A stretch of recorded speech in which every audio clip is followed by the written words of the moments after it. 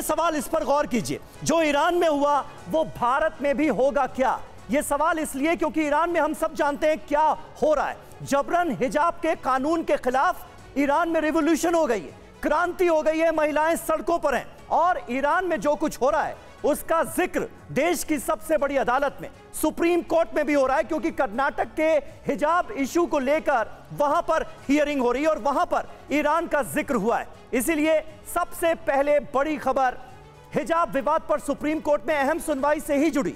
हिजाब को जरूरी बताने वाली याचिका पर हो रही है सुनवाई। शिक्षण संस्थानों में हिजाब की इजाजत देने की मांग की गई है। छात्राओं की याचिका पर आज पूरी हो सकती है बहस, और इस खबर का जिक्र करना इसलिए भी जरूरी है क्योंकि कर्नाटक में हिजाब को लेकर, और हिजाब को लेकर का मतलब यह है कि शिक्षण संस्थानों में जो लड़कियां हिजाब पहनकर जाना चाहती हैं उससे जुड़ा यह पूरा का पूरा मुद्दा है। सरकार का यह कहना है कि वो क्लासरूम में हिजाब की इजाजत नहीं देना चाहते, यानी स्कूल के अंदर कोई भी लड़की हिजाब पहनकर जा सकती है, कैंपस के किसी भी हिस्से में जाने पर कोई एतराज नहीं है, लेकिन क्लास के अंदर हिजाब की परमिशन ना दी जाए। यह कर्नाटक सरकार का रुख है, जबकि इसके विरोध में जो याचिका डाली गई है उसमें क्लासरूम में भी हिजाब पहनने की आजादी की डिमांड की गई है। और इस बीच हमारे सहयोगी पीयूष पांडे हमारे साथ जुड़ चुके हैं मामले पर जारी कोर्ट में सुनवाई को लेकर। और अपडेट आपके पास क्या है पीयूष? फिलहाल देखना यह होगा कि आखिर कोर्ट का रुख किस तरीके से सामने आता है पूरे मामले को लेकर। तो देखिए, आज 9वें दिन की सुनवाई इस मामले पर चल रही है और उम्मीद ये जताई जा रही है कि आज सुप्रीम कोर्ट इस मामले में अपना फैसला सुरक्षित रख लेगा। कर्नाटक के एजी जो एडवोकेट जनरल है प्रभुलिंगम नवदगी, वो अपनी दलीलें पेश कर रहे हैं। इससे पहले याचिकाकर्ताओं की ओर से दलीलें पेश की गई थी। खास तौर पर इस मामले में एसेंशियल रिलीजियस प्रैक्टिस को लेकर के कर्नाटक सरकार की ओर से दलीलें पेश की जा रही है कि ये एसेंशियल रिलीजियस और जो स्कूल की ओर से रूल्स बनाए गए हैं उसी के बेसिस पर जो राज्य सरकार है उसने नोटिफिकेशन जारी किया था। और ऐसी स्थिति में जबकि स्कूल में किसी को शिक्षण संस्थान में जाना है पढ़ने के लिए तो वहां के रूल्स तो फॉलो करने पड़ेंगे, लेकिन रहा सवाल कि स्कूल परिसर में हिजाब पहना जा सकता है या नहीं, तो उस पर राज्य सरकार ने कहा कि स्कूल परिसर में पहना जा सकता है। स्कूल के पीयूष, बहुत संक्षेप में आप ये बता दीजिए, क्योंकि ये हमारी जो खास पेशकश है ये ईरान की क्रांति को लेकर है और ईरान का जिक्र सुप्रीम कोर्ट में भी हुआ है, बल्कि मैं ये कहूं कि ईरान से लेकर पाकिस्तान तक का जिक्र इस सुनवाई के दौरान हुआ है। किस तरह, जरा बहुत संक्षेप में हमारे दर्शकों को बता दें।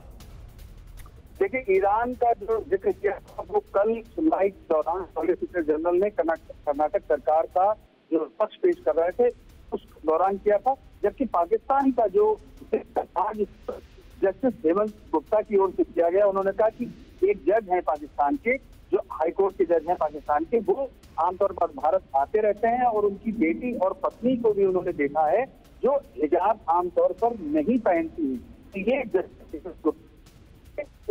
ठीक है पीयूष, थोड़ा सा आपके ऑडियो में प्रॉब्लम आ रही है, लेकिन ये अहम जानकारी सुप्रीम कोर्ट से हमारे सहयोगी पीयूष पांडे दे रहे हैं।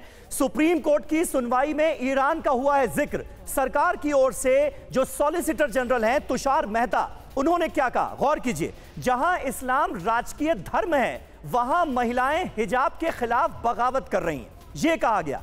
हिजाब इस्लाम की अनिवार्य प्रथा नहीं है। सुप्रीम कोर्ट ने पूछा कि किस देश में हिजाब के खिलाफ विरोध हो रहा है, तो इस पर एसजी ने कहा कि ईरान में हिजाब का विरोध हो रहा है। यानी ये जो हिजाब को लेकर जबरन कानून है ईरान के अंदर, उसका विरोध किस तरह से सड़कों पर उतरकर ईरान की ही महिलाएं कर रही हैं, उसका जिक्र सॉलिसिटर जनरल की तरफ से सुप्रीम कोर्ट के अंदर भी हुआ।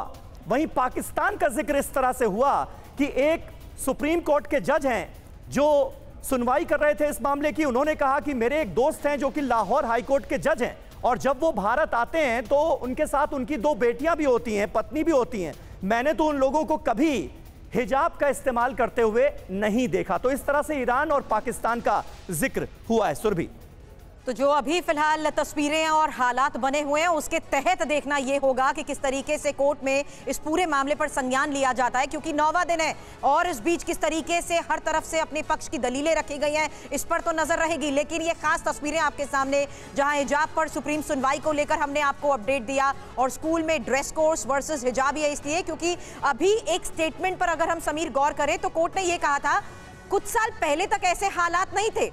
इंस्टीट्यूशंस की तरफ से अगर कोई ड्रेस कोड डिसाइड किया जाता है तो वो पूरी तरीके से लागू किया जाता है, इसलिए कोर्ट ने इस बात को लेकर भी रुख अपनाया था, संज्ञान लिया था, ये जानने की कोशिश की थी कि अचानक देश में 2022 के बाद हालात और सवाल इस पूरे मामले पर क्यों उठाए जा रहे हैं, जबकि अगर इंस्टीट्यूशंस की तरफ से यूनिफॉर्मिटी को मेंटेन करने के नियम हैं तो उसको लेकर भी सवाल क्यों उठाया गया।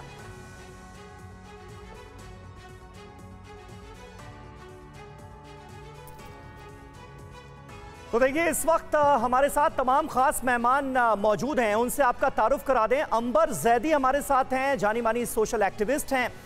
लामिया शेरजई हमारे साथ मौजूद हैं, अफगानी शरणार्थी जो कि इन दिनों हिंदुस्तान में है। ताहिरा हसन, जानी मानी सामाजिक कार्यकर्ता, हमें लखनऊ से ज्वाइन कर रही हैं। इसके अलावा मिस इकरा हमारे साथ मौजूद हैं और इकरा आप देख सकते हैं हिजाब उन्होंने पहना हुआ है और वो हिजाब की समर्थक भी हैं। लेकिन शुरुआत ताहिरा हसन जी मैं आपसे करना चाहता हूं। सुप्रीम कोर्ट में कर्नाटक के हिजाब विवाद की सुनवाई ऐसे वक्त में हो रही है जब ईरान में जबरन हिजाब का जो कानून है उसके खिलाफ महिलाओं ने ही क्रांति कर दी है। एक तरह का रिवॉल्यूशन इन दिनों ईरान की सड़कों पर हम देख रहे हैं। किस तरह से आप देखती हैं और इस रिवॉल्यूशन को कितना जरूरी मानती हैं 21वीं सदी के इस दौर में? देखिए 21वीं सदी में 21st सेंचुरी में आप किसी को फोर्स नहीं कर सकते, लेकिन ईरान डेमोक्रेटिक कंट्री नहीं है, वहाँ पे क्लेरिजी चलती है। उनसे हेड ऑन लिया है इन बच्चियों ने, लड़कियों ने, नौजवान लड़कियों ने।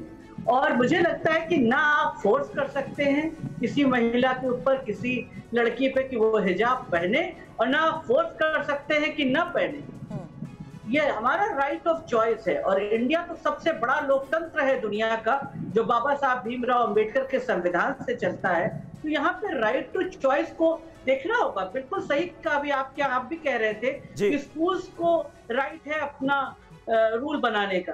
Of course schools are entitled to frame their rules, but those rules can not override the institution rights. Institution जो हमारे कॉन्स्टिट्यूशनल राइट है, राइट टू एजुकेशन, उसको नहीं कर सकते। अगर ऐसा ना हो तो इसलिए भी हाईलाइट किया था क्योंकि यहाँ पर एसजी तुषार मेहता की तरफ से भी कोर्ट में ये कहा गया था कि क्या ये कोई नफरती कैंपेन चलाया जा रहा है। बड़ी बात उन्होंने कहा कि इससे पहले तक तो किसी लड़की को ड्रेस कोड से कोई कभी परेशानी नहीं होती थी। ये स्टेट का काम है कि अगर नफरती कैंपेन कोई चला रहा है और नफरत फैला रहा है तो उसको पकड़े।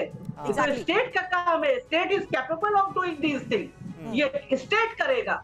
लेकिन यहाँ एजुकेशन की बात करेंगे हम कि एजुकेशन बच्चों को मिलना चाहिए। केंद्रीय विद्यालय में उन्होंने कैसे फ्लेक्सिबल किया। ठीक है, मैं ये नहीं कहती हूँ हेड टू टो बुर्का पहनिए, आप प्रीमिसेस में पहनिए जितना भी पहनना है, जितना बड़ा छोटा। ठीक बात कर रही हैं आप, लेकिन समीर जो हालात इस वक्त देश में बने हुए हैं, चिंता इस बात को लेकर भी जाहिर कर रहे हैं, इसीलिए कोर्ट में ईरान की घटना का भी जिक्र हुआ है।